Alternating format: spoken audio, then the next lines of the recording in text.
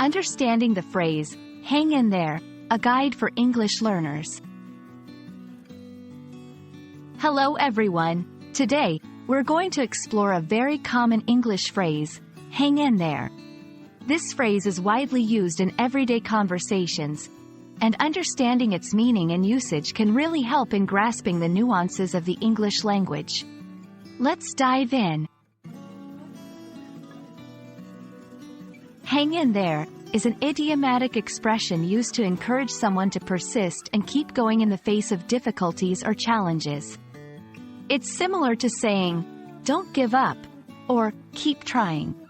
This phrase is often used when someone is going through tough times, facing obstacles, or feeling discouraged.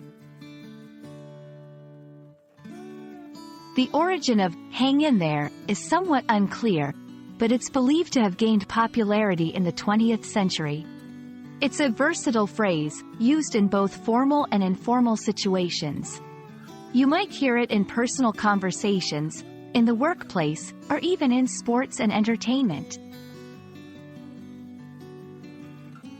To help you understand better, let's look at some examples. When facing a difficult task, I know this project is challenging, but hang in there, you're doing great. During tough times, things might be hard now, but hang in there, it will get better. In encouragement, your efforts will pay off, just hang in there. There are other ways to convey the same sentiment as hang in there. Some of these include, keep going, stick with it, don't give up, stay the course, keep at it. As an English learner, be careful not to confuse hang in there with literal meanings involving physical hanging. It's purely metaphorical and relates to perseverance and endurance.